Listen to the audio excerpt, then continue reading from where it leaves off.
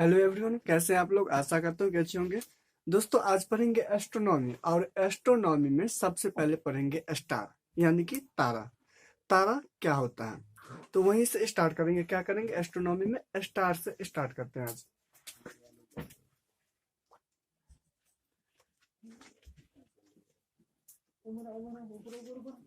तारा यानी कि तारा होता है क्या, इसका अर्थ क्या होता है, इसका मीनिंग क्या होता है। तो सबसे पहली बात, तारा होता है क्या। तो तारा क्या होता है, जिसके पास अपना उष्मा और अपना प्रकाश हो, वो क्या कहलाता है, तारा कहलाता है। जस्ट लाइक जैसे कि आपका सूर्य भी एक तारा है, क्योंकि सूर्य के पास भी अपना उष्मा और अपना प्रकाश है, तो वो भी क्या है, एक तारा है।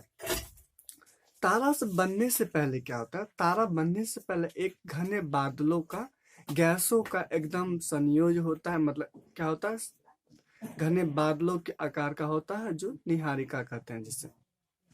तो निहारिका होता है। तारा बनने से पहले क्या बनता है, निहारिका बनता है।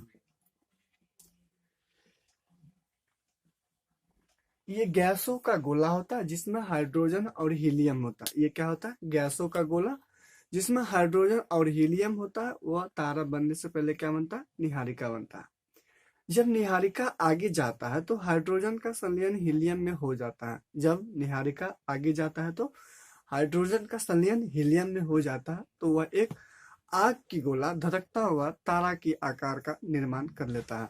यानी कि जब निहारिका आगे जाकर, निहारिका में जब हाइड्रोजन का संलयन हीलियम में होता है, तो एक आग की गोला धधकता हुआ लावा की तरह तारा का निर्माण कर लेता है, जो आपका स्टार होता है। स्टार, अब स्टार कैसा होता है, तो इसके पास अपना उष्मा होता है, अपना प्रकाश होता है। यह स्टार कहलाता है। जैसे इसमें क्या होता है, तो इसमें हाइड्रोजन का संलयन हीलियम होता है। क्या होता है, संलयन होता है। संलयन होता है, हाइड्रोजन का संलयन हीलियम में होता है। और ये क्वेश्चन हजारों बार पूछ चुका है। जैसे पीसीएस में पूछा है ये क्वेश्चन, जो हाइड्रोजन का संलयन किस में होता है, तो हीलियम में होता है। हाइड्रोजन का संलयन हीलियम में। तारा एक प्लाज्मा अवस्था में होता है। ये प्लाज्मा अवस्था क्या होता है, तो प्लाज्मा अवस्था क्या होता है, जब किसी भी चीज को 6000 डिग्री सेल्सियस तापमान से अधिक गर्म करते हैं, तो वह एक पानी के जैसे आकार का रूप ले लेता है। जैसे जस्ट लाइक आपका हो गया लोहा।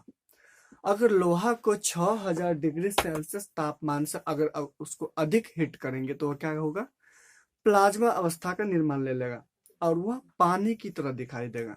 तो वही हो गया आपका प्लाज्मा। तो आपका जस्ट लाइक तारा भी क्या होता है, एक प्लाज्मा अवस्था में होता है। उसके बाद क्या होता है, तो तारा एक प्लाज्मा अवस्था में होता है। उसके बाद क्या होता है, और इसमें हाइड्रोजन का संलयन हीलियम में होता है। प्लाज्मा अवस्था में होता है, जिसका तापमान 6000 डिग्री सेल्सियस हो जाता है, वह प्लाज्मा अवस्था में हो जाता है। और इसमें अपना उष्मा होता है और ये अपना प्रकाश होता है। इसमें अपना उष्मा और अपना प्रकाश होता है तारा में।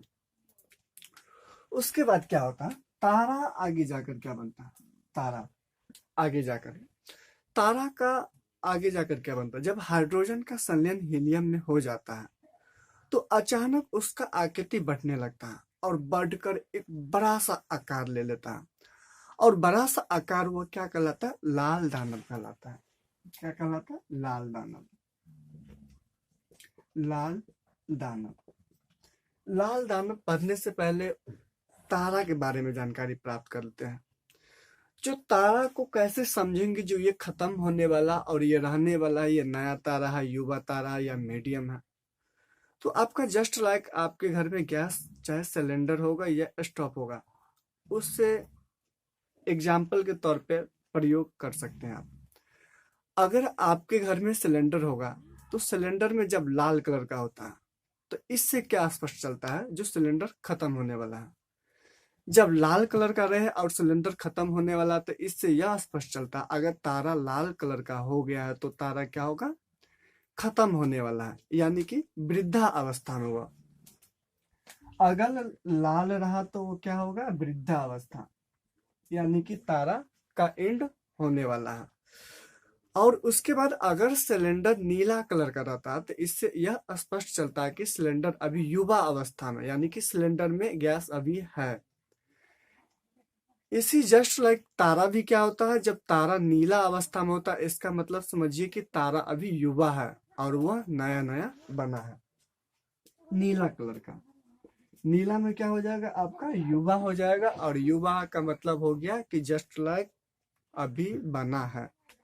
उसके बाद कभी कभी ये उजला हो जाता है, आप सिलेंडर में भी देखिएगा तो कभी कभी वो क्या हो जाता है, उजला हो जाता है, जो मीडियम के स्वरूप को समझाता है। तो इसका मतलब क्या हुआ, जो तारा भी जो कभी कभी उजला हो जाता है तो क्या होता है, ये मीडियम होता है, मीडियम होता है, यानी कि नहीं वो एंड होने के कगार पे है और न स्टार्टिंग होने के कगार पे है, यानी कि मीडियम है। उसके बाद चलते हैं तारा में। तो लाल दानव का निर्माण कैसे हुआ, तो लाल दानव का निर्माण कैसे हुआ, जब हाइड्रोजन का संलयन हीलियम में सारा हो गया तो अचानक उसका क्या हुआ, आकृति बढ़ने लगा, और आकृति बढ़कर इतना बड़ा हो गया, इतना बड़ा हो गया कि वह विस्फोट के कगार पर हो गया। और जब इसमें अगर विस्फोट हुआ यानी कि खंडन हुआ, तो जो छोटा तारा था, जो छोटा तारा था वह क्या बना, जो छोटा तारा था वह क्या बना, श्वेत वामन बना, श्वेत वामन। ये श्वेत वामन में क्या होता है, चमकना थोड़ा थोड़ा क्या हो जाता है, कम हो जाता है, चमकना थोड़ा थोड़ा क्या हो जाता है, कम हो जाता है, यानी। और उसके बाद देखेंगे अगर चमकना सारा कंप्लीट ही कम कर दे, अगर चमकना सारा कंप्लीट कम कर दे तो वह किसका निर्माण लेगा, श्वेत वामन, यानी कि व्हाइट डॉट से ब्लैक डॉट का निर्माण लेगा, यानी कि काला वामन, काला वामन। अगर कंप्लीट, अगर छोटा तारा चमकना कम कर दे तो वह क्या बनेगा, ब्लैक डॉट बनेगा, और छोटे तारा का क्या होगा, अंत होगा इसमें। जब छोटे तारा का अंत होगा इसमें, और उसके बाद यह भी स्पष्ट होता है, जो लाल दानव जो टूटा था तो जो छोटा तारा था वो क्या बना, व्हाइट डॉट बना, यानी कि श्वेत वामन बना। और जो बड़ा तारा होगा उसका क्या होगा, तो जो बड़ा तारा होगा, जो ये जो लाल दानव जो टूटा था, जो लाल दानव टूटा था, और उसमें जो बड़ा तारा था वे बना अभिनव तारा, अभिनव, अभिनव तारा बना। और अभिनव तारा क्या हुआ, इसे विस्फोटक तारा के नाम से भी जाना जाता है, विस्फोटक, विस्फोटक तारा के नाम से भी जाना जाता है। और विस्फोटक तारा में क्या हुआ, अचानक विस्फोट कर दिया है, अचानक क्या हुआ, विस्फोट कर दिया। उसके बाद विस्फोट करने के बाद इसमें तीन कंडीशन उत्पन्न होता है, तीन कंडीशन ये उत्पन्न होता है, जो अगर विस्फोट करने के बाद जो सबसे बड़ा टुकड़ा बना, विस्फोट करने के बाद अगर जो सबसे बड़ा टुकड़ा होगा उसको कहते हैं न्यूट्रॉन, क्या कहते हैं, न्यूट्रॉन तारा, उसे कहते हैं न्यूट्रॉन तारा। विस्फोटक तारा जब विस्फोट किया तो उससे तीन स्थिति उत्पन्न हुआ, उसमें से पहला स्थिति ये हुआ कि जो सबसे बड़ा टुकड़ा होगा वह बनेगा आपका न्यूट्रॉन तारा, और विस्फोट के फलस्वरूप उसमें खंडन में से जो सबसे चमकीला तारा होगा वह बनेगा आपका अपाची, अपाची बनेगा, अपाची तारा, सॉरी पल्सर बनेगा, क्या बनेगा, पल्सर, पल्सर बनेगा। विस्फोट के फलस्वरूप उसमें जो तीन खंडन हुआ है तो उसमें से जो सबसे बड़े आकृति का था वह क्या बना, न्यूट्रॉन तारा बना, और उसमें जो सबसे चमक रहा था वह क्या बना, आपका पल्सर बना, क्या बना, पल्सर। और उसके बाद विस्फोट के फलस्वरूप के बाद उसमें जो सबसे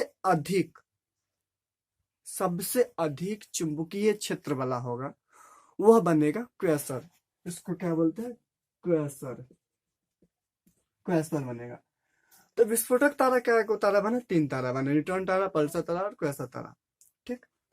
ये न्यूट्रॉन तारा कभी कभी स्थिति में क्या होता है, न्यूट्रॉन तारा कभी कभी स्थिति में इसका आकार सिकुड़ने लगता है अचानक। इसका आकार क्या होता है, सिकुड़ने लगता है और उसका आयतन इतना बढ़ जाता है, इतना बढ़ जाता है, इतना बढ़ जाता है कि आप जिस तरह से सोच भी नहीं सकते हैं। न्यूट्रॉन तारा क्या होता है, इसका आकृति इतना बढ़ जाता है, अगर उसमें से 1 चम्मच निकालते हैं तो 10 हाथी के बराबर होगा। इसका आयतन इतना बढ़ जाता है। ये न्यूट्रॉन तारा, न्यूट्रॉन तारा सिकुड़ने के बाद क्या होता है, उसका आकृति बहुत बढ़ जाता है, एकदम इतना बढ़ जाता है कि उसका वजन इतना काफी हो जाता है जो सोचने पर मजबूर कर देता है। और वही सिकुड़कर क्या बनता है, ब्लैक होल। वही सिकुड़कर आगे जाकर क्या बनता है, ब्लैक होल। ब्लैक होल बनता है, ब्लैक होल बनता है। और ब्लैक होल में जाके क्या होता है, तो बड़े तारा का अंत हो जाता है ब्लैक होल में जाके। अब यहाँ पे एक कंडीशन उत्पन्न होता है। एक कंडीशन क्या हुआ, जो ये कैसे समझेंगे जी कब श्वेत तारा बनेगा और कब लाल दाना बनेगा। ये तो बहुत बड़ा कंडीशन है। कुछ लॉजिकल है, कुछ कंडीशन है और कुछ मेथड के आधार भी चलता है। जैसे ज्योग्राफी हो गया, तो इसमें सारा समझने वाला टॉपिक है। अगर आप समझ गए तो कोई भी एग्जाम में आसानी से क्वेश्चन को सॉल्व कर सकते हैं। तो ये कैसे पता चलेगा कि कब बनेगा श्वेत बामन और कब बनेगा लाल दाना। तो अपने एक भारतीय वैज्ञानिक थे खगोल शास्त्र के, एस चंद्रशेखर। और एस चंद्रशेखर ने अपना सिद्धांत दिया। अपना सिद्धांत उसने क्या दिया कि यदि सूर्य के द्रव्यमान से 1.44 से अधिक होगा तो वह बनेगा अभिनव तारा, और सूर्य के द्रव्यमान से 1.44 से कम होगा तो वह क्या बनेगा, सॉरी, अगर सूर्य के द्रव्यमान से 1.44 से अधिक है तो वह बनेगा अभिनव तारा, और अगर सूर्य के द्रव्यमान से 1.4 से कम है तो वह बनेगा श्वेत बामन। कहने का मतलब ये हुआ कि अगर सूर्य के द्रव्यमान से 1.44 से अगर अधिक होगा तो बनेगा अभिनव तारा, और अगर सूर्य के द्रव्यमान से 1.44 से कम रहेगा तो वे बनेगा श्वेत बामन। इसे एस चंद्रशेखर सीमा भी कहा जाता है। और उसके बाद एस चंद्रशेखर ने क्या किए थे, जो ब्लैक होल का जानकारी सबसे पहले यही दिया था एस चंद्रशेखर, और वही ब्लैक होल का खोज किया था और वही सिद्ध किया था। तो आशा करता हूँ कि आप ये सारे टॉपिक को समझ चुके होंगे। मिलते हैं आपसे नेक्स्ट वीडियो। एस्ट्रोनॉमी चलता रहेगा। आशा करता हूँ कि अगर टाइम मिलेगा तो फिर से आप लोगों को पढ़ाने का प्रयास करूंगा। ठीक है।